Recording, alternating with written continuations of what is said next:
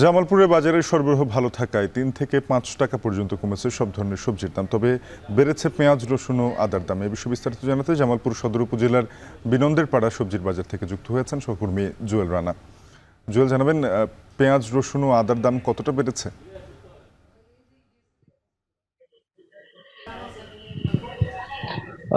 সাফেদ, গত এক সপ্তাহের ব্যবধানে জামালপুরের সব ধরনের সবজির দাম 2 থেকে 3 টাকা কমলেও দাম বেড়েছে পেঁয়াজ, রসুন, আদা। অর্থাৎ আজকে যদি আমি বিনন্দের পাড়া হাটের সবশেষ পেঁয়াজের দাম বলি, তাহলে আজকে এই হাটে পেঁয়াজ বিক্রি হচ্ছে 38 থেকে 40 টাকা পাইকারি বিক্রি হচ্ছে, আর খুচরা বাজারে গিয়ে 40 থেকে 45, 46 টাকা ধরে পেঁয়াজ বিক্রি হচ্ছে। রসুন, পুরাতন রসুন বিক্রি হচ্ছে 160 টাকা কেজি কেজি ধরে, আর নতুন রসুন বিক্রি হচ্ছে 140 টাকা কেজি ধরে।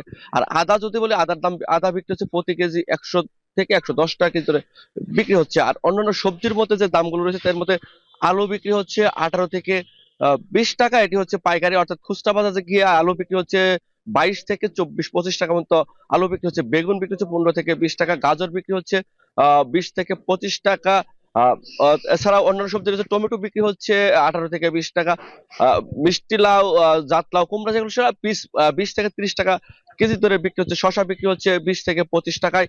বেগুন বিক্রি হচ্ছে 15 থেকে 20 টাকা। অর্থাৎ এই যে সবজিগুলো রয়েছে শীতকালীন সবজি, এই সবজিগুলো তো প্রতিনিয়ত সরবরাহ বেশি থাকার কারণে এই দামটা ক্রয় ক্ষমতার মধ্যে রয়েছে। এখানকার যে যারা ক্রেতা বিক্রেতা রয়েছে তারা একটি স্বস্তির নিঃশ্বাস ফেলছে। অর্থাৎ এই যে সবজির দাম, সামনে রমজান মাস, এই সবজির বাজার যদি এই সহনীয় পর্যায়ে থাকে, তাহলে নিম্ন মধ্যবিত্ত এবং মধ্যবিত্ত মানুষের জন্য ক্রয় ক্ষমতার মধ্যে থাকবে বলে তারা বিষয়টি জানিয়েছে। আরেকটি বিষয়, আমি স্থানীয় যে জেলা প্রশাসন রয়েছে তাদের সাথে কথা বলেছি।